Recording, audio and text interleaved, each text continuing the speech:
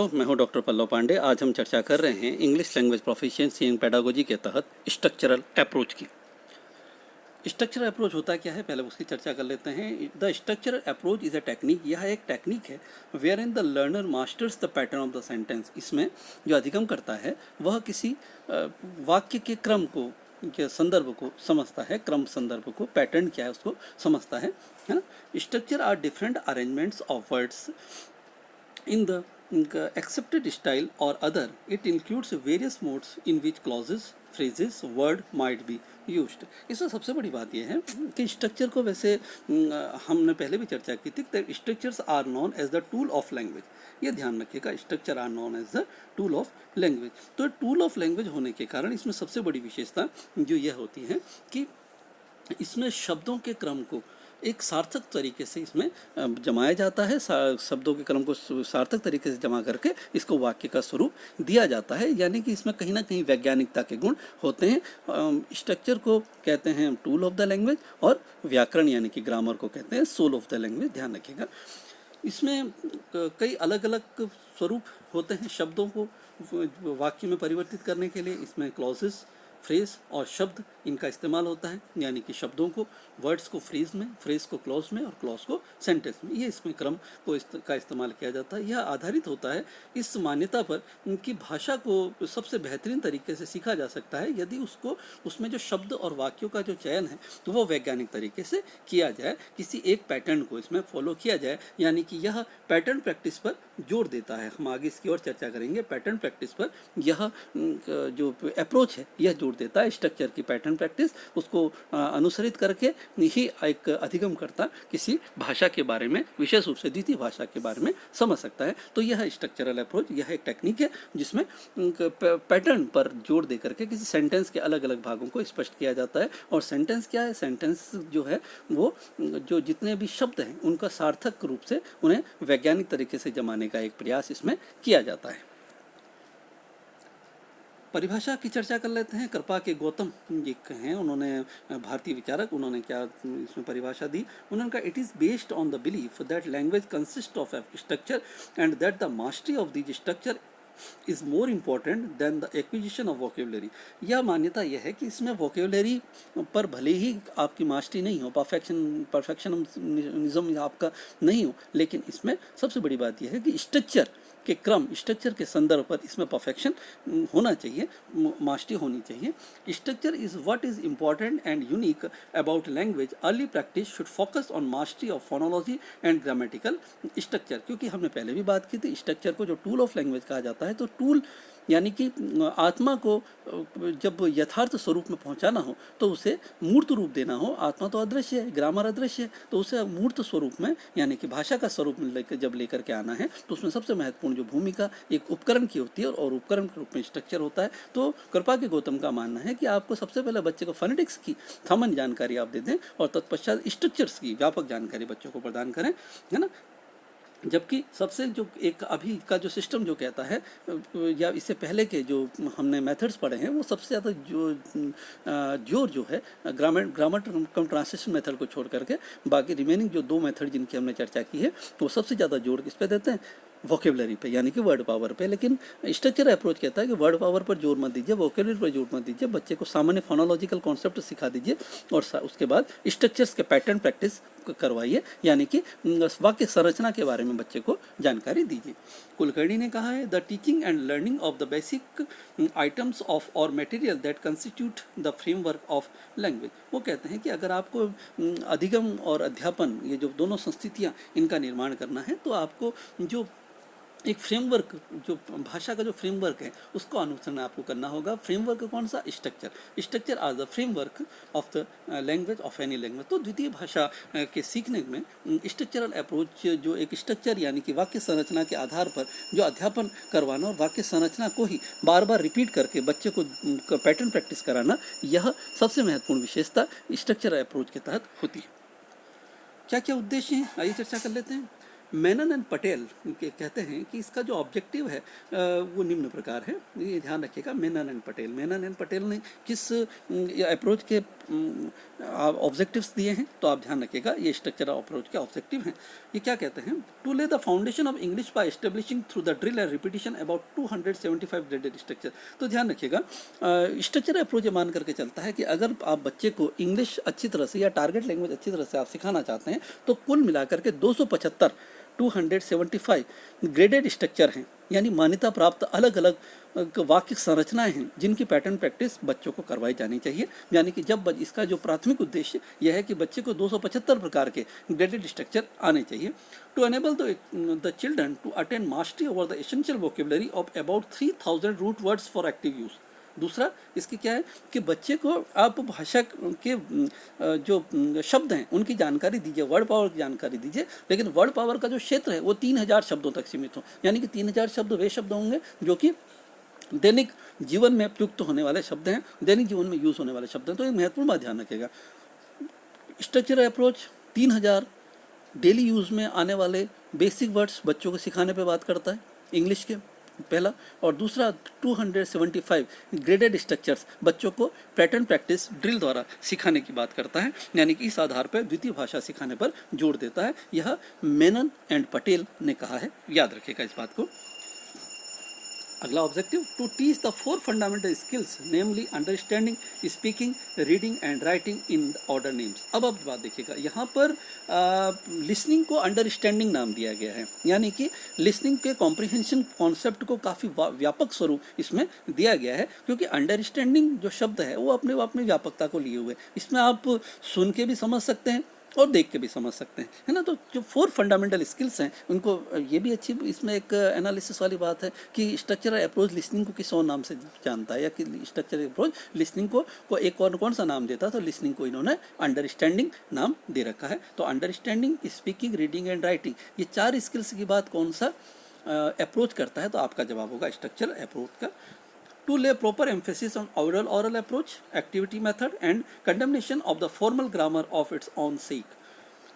Formal grammar जो है उसको, उस पर ये ज़्यादा जोर नहीं देता है। फॉर्मल ग्रामर मेथड जो ग्रामर ट्रांसलेशन मेथड है इसको ये अवॉइड करता है, यानी कि ये मेथड भी कहीं ना कहीं मदर टंग को अवॉइड करता है ना, सबसे बड़ी बात ये है। और साथ में ऑरल अप्रोच, जिसकी हम अगले वीडियो में चर्चा करेंगे उसके बारे में, या आप ये कह सकते हैं ऑरल मेथड, इसको ये फॉलो करता है ना। और एक्टिविटी मेथड, जितने भी एक्टिविटी मेथड्स हैं जो आप क्लासरूम में एज अ टेक्निक आप इसका इस्तेमाल कर सकते हैं, आप इसका इस्तेमाल करने के लिए एक शिक्षक इसमें स्वतंत्र होता है।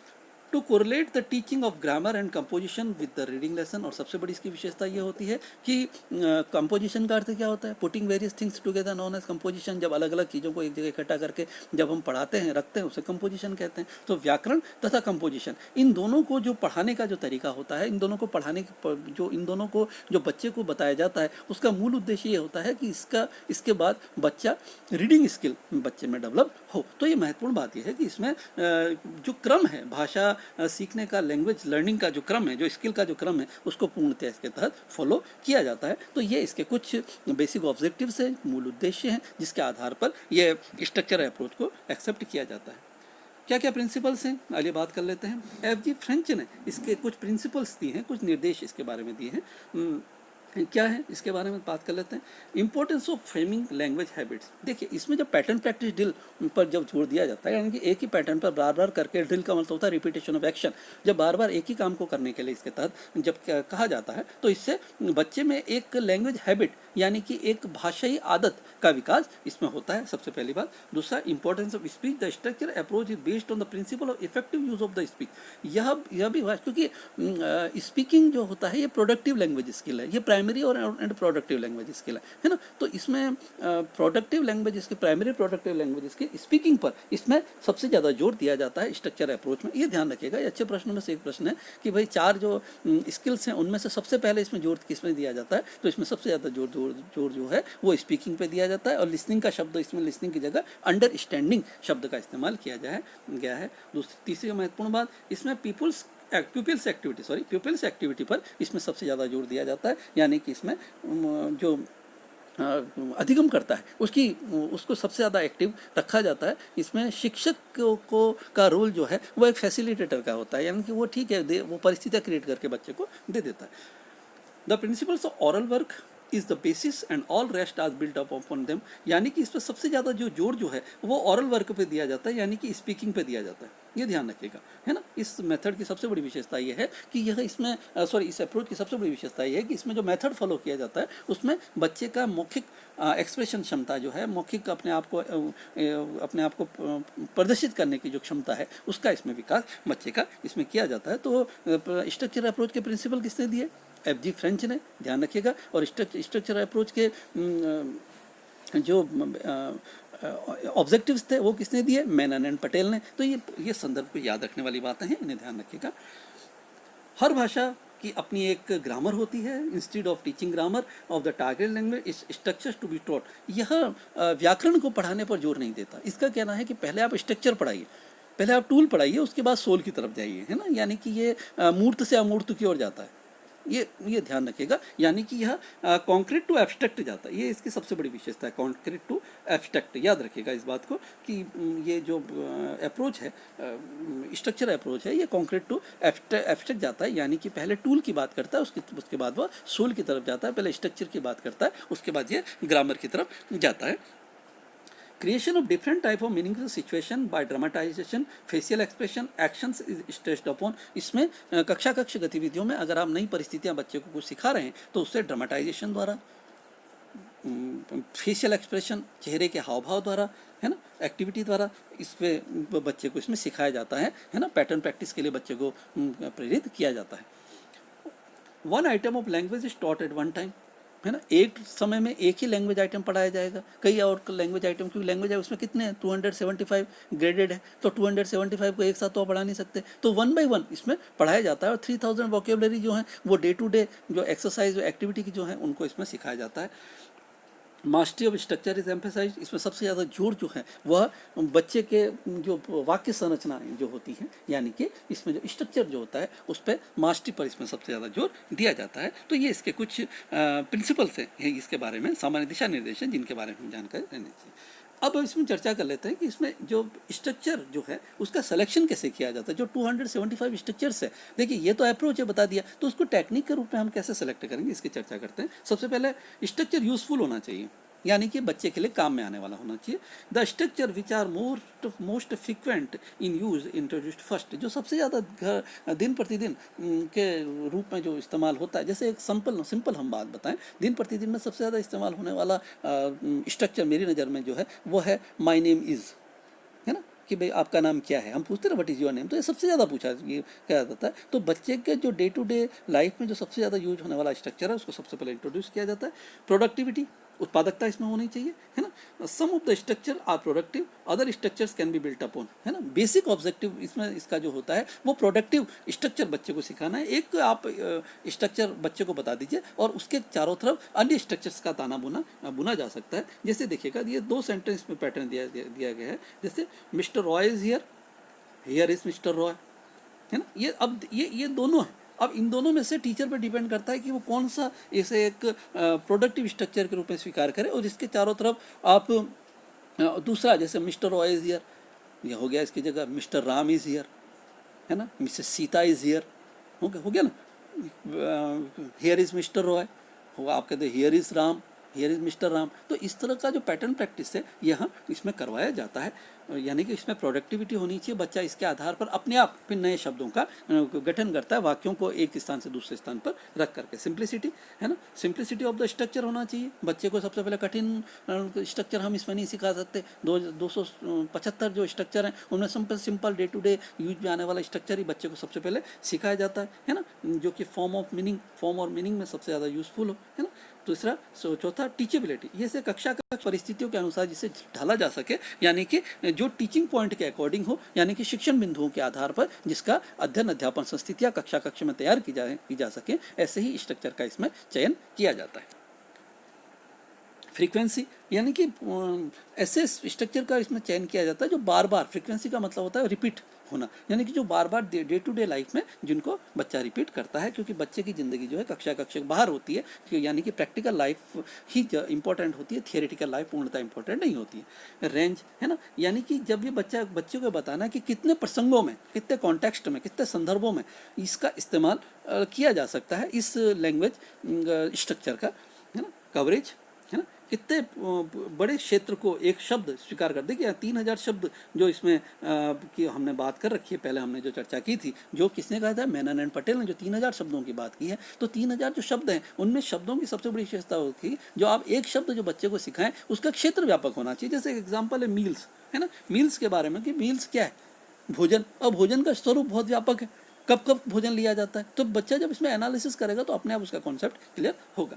लर्नेबिलिटी, teacher should focus on the items that are easy for student to learn should be taken first, है ना, जो बच्चा दिन प्रतिदिन की गतिविधि में जिसका इस्तेमाल कर सके, दूसरा जिसका कॉम्प्रिहेंशन लेवल हो, और तीसरा सबसे महत्वपूर्ण बात, बच्चा उसे ईजिली कॉम्प्रिहेंड कर पाए, अंडरस्टूड कर पाए, है ना। तो ये एक महत्वपूर्ण बात है। ये 8 इसके कुछ हमने चर्चाएं की हैं कि किस तरह से इसमें स्ट्रक्चर का सिलेक्शन होना चाहिए।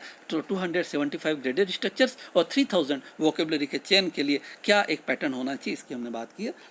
चलिए, स्ट्रक्चर का ग्रेडेशन कैसे, ग्रेडेशन का अर्थ से बात कर लेते हैं। Gradation is means grouping synonyms, यानी कि देखिएगा स्ट्रक्चर हैं तो 275, तो उन 275 को पर्यायवाची रूप से यानी प्रतिस्थापित रूप से किस तरह से इसमें स्थापित किया जाता है, इसकी बात है। इन structure approach gradation of structure can be told by using following pattern, इसमें निम्न इसमें पैटर्न इसमें बनाए जाते हैं जिनके आधार पर एक स्ट्रक्चर को बच्चे को सिखाया जा सकता है। पहला है ग्रुपिंग, ग्रुपिंग में कौन सा, फोनेटिक ग्रुपिंग।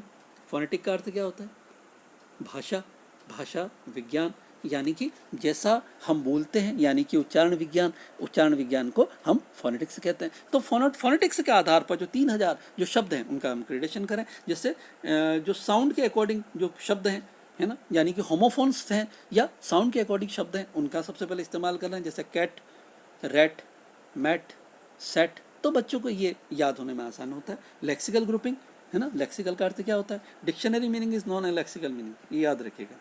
डिक्शनरी मीनिंग जो होता है वो लेक्सिकल मीनिंग होता है। वह मीनिंग जो देश काल परिस्थिति के आधार पर बदलता रहता है उसे आप लेक्सिकल मीनिंग कहते हैं। और स्ट्रक्चरल मीनिंग वह मीनिंग जो अपरिवर्तित होता है किसी भी परिस्थिति में, तो उसे आप स्ट्रक्चरल मीनिंग कहते हैं। तो लेक्सिकल ग्रुपिंग की जाए, है ना, यानी कि जब एक जैसी परिस्थितियों में जब हम इस्तेमाल करते हैं किसी शब्द का, वो किन किन परिस्थितियों में किस तरह से शब्दों का हम इस्तेमाल करें, वह इसमें सिनोनिम्स के रूप में इसमें आप बच्चे को हम दिखाते हैं। ग्रामेटिकल ग्रुपिंग, यानी कि जो पैटर्न प्रैक्टिस है, यानी कि जो एक वाक्य का जो संरचना है वो दूसरे वाक्य की संरचना से किस तरह से समानांतर है, वह हम बच्चों को इसमें बता सकते हैं। सेमांटिक ग्रुपिंग, सेमांटिक ग्रुपिंग का मतलब होता है समान अर्थ वाले जो शब्द हैं उनका हम इसमें बच्चों को इस्तेमाल करके बताएं कि भाई ये जो शब्द हैं ये समानार्थी शब्द हैं, सेमांटिक्स हैं, है ना। स्ट्रक्चरल ग्रुपिंग, है ना, कि भाई जो स्ट्रक्चर में जो आइटम्स हैं वो किस तरह से एक स्ट्रक्चर का इस्तेमाल आप दूसरे स्ट्रक्चर में कर सकते। जैसे हमने पहले बात की है कि हियर इज मिस्टर राम, है ना, तो हियर इज मिस्टर रॉय। तो इस तरह से हम एक ही संदर्भ का इस्तेमाल, एक ही स्ट्रक्चर का इस्तेमाल अलग अलग स्वरूप में किस तरह से कर सकते हैं, ये ग्रेडेशन की सबसे बड़ी विशेषता है, पहली विशेषता। सीक्वेंसिंग, क्रमबद्धता इसमें होनी चाहिए। भाई स्ट्रक्चर तो क्रमबद्धता पर आधारित है ना, वाक्य संरचना पर आधारित है। पहला है grammatical sequencing, it will tell that it follow which structure. जैसे I watching a movie, I was watching a movie with my friend, तो इस तरह से इसमें सीक्वेंसिंग बताई जाती है। जैसे मैं एक मूवी देख रहा था, ये शब्द पूरा हो चुका है, ये सॉरी वाक्य इसका पूरा हो चुका है ना, आई वॉज वॉचिंग ए मूवी, ये पूरा हो चुका है। लेकिन इसको आप और बच्चे को वाइड करने के लिए, बच्चे को हम एक चरणबद्ध स्वरूप में, सीक्वेंस में आगे ले जाने के लिए हम बच्चे को पैटर्न प्रैक्टिस में करवा सकते हैं कि मैं मूवी देख रहा था अपने एक मित्र के साथ, आई was watching a movie with my friend, है ना। Semantic sequencing, a word having different meanings, कई बार क्या होता है एक शब्द जो होता है उसके कई अलग अलग अर्थ सामने आते हैं, तो किस तरह से, the ball is there under the bed, there are many balls in the bag. अब बात तो बॉल्स की है ना, बात तो बॉल की है, लेकिन उनका जो प्लेस है वो चेंज हो रहा है, इसके कारण इसका जो सेमांटिक सीक्वेंस है वो भी अलग अलग हो रहा है ना। The ball is there under the bed, ball कहाँ है, बेड के नीचे, शब्द सामने देखिएगा द बॉल, ओके। अगले में there are many balls in the bag, लेकिन बैग में बहुत सारी बॉल्स हैं। तो ये परिस्थिति के आधार पर जब शब्दों को एक स्थान से दूसरे स्थान पर रखा जाता है तो किस तरह से वाक्य अर्थ परिवर्तन होता है, इसकी बात इसमें है। और लेक्सिकल सीक्वेंसिंग, है ना, इट टेल्स अस फॉलो कि सिट जो होता है, स्टैंड, कम, गो, हाई, लो, तो इसमें आप लेक्सिकल रूप में भी इसमें आप बच्चों को अपोजिट मीनिंग इसमें बता सकते हैं और बच्चे का वर्ड पावर भी हम इम्प्रूव कर सकते हैं, यानी कि 3000 जो वर्ड्स जो हैं वो बच्चे को हम प्रोवाइड कर सकते हैं। Types of patterns of sentences, there are different pattern of sentences, कई पैटर्न है सेंटेंसेस के। देखिए 275 की बात तो मेनन एंड पटेल ने की है, लेकिन उनको भी पढ़ाने के लिए अलग अलग टेक्निक का इस्तेमाल करने के लिए शिक्षक स्वतंत्र है। तो इनमें से कुछ हम चर्चा कर लेते हैं। टू पार्ट्स एंड पैटर्न है ना, टू पार्ट्स पैटर्न होते हैं, जैसे शी गोज है ना, सीधी सी बात है, खत्म होगी बात, शी गोज। इसमें इस वाक्य में देखा जाए तो मात्र इसमें दो ही शब्द आ रहे हैं और यह वाक्य पूरा हो गया है ना।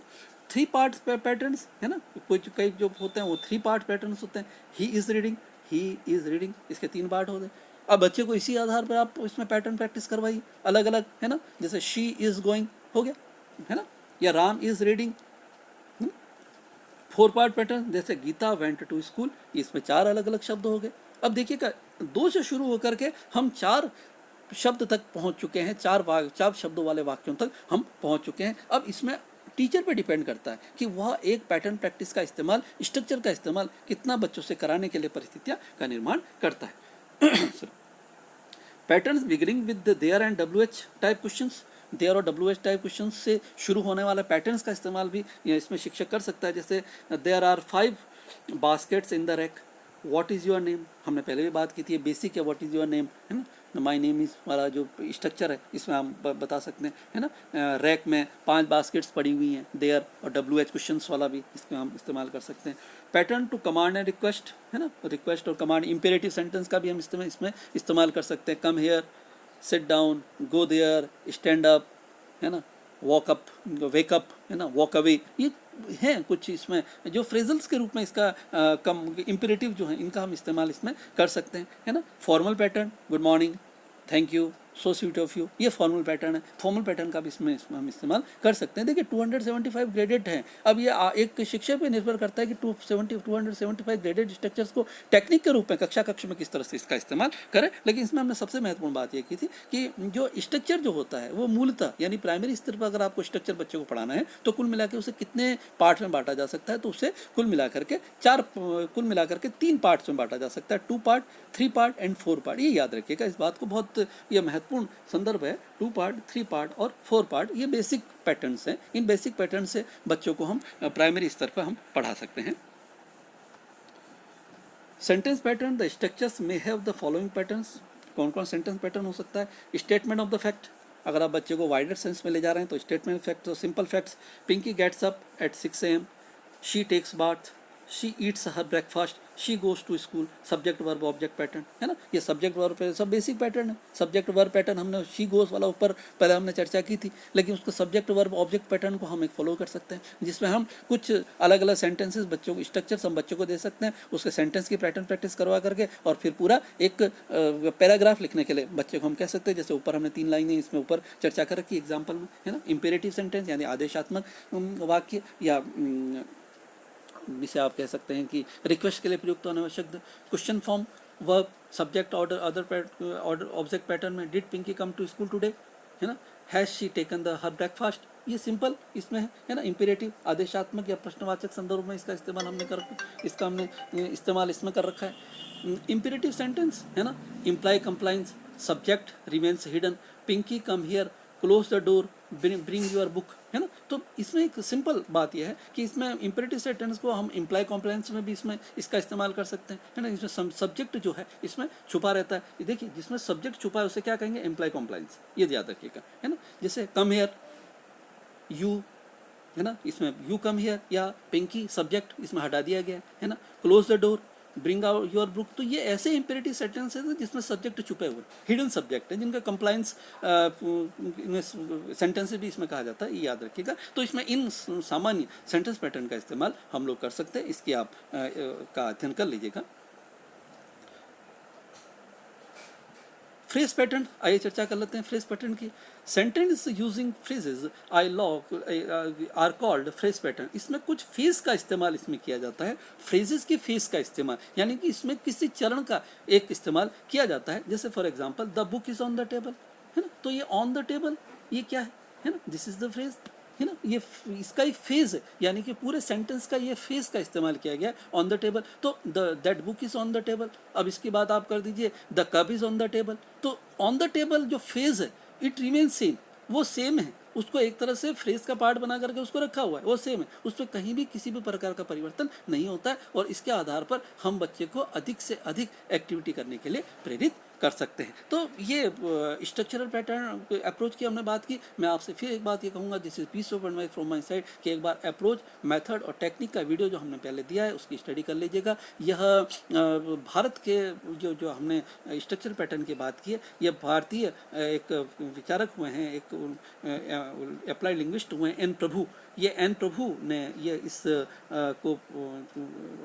इसके बारे में इसकी संकल्पना की थी स्ट्रक्चरल पैटर्न की, इसलिए भारतीय द्वारा दिया गया पैटर्न है और बहुत ज़्यादा एक्सेप्टेबल पैटर्न है। इसमें सबसे अधिक काम किया जा सकता है और आज भी इसमें सबसे ज़्यादा काम किया जा रहा है। तो ये याद रखिएगा, पढ़ते रहिए। शुभकामनाओं के साथ, धन्यवाद।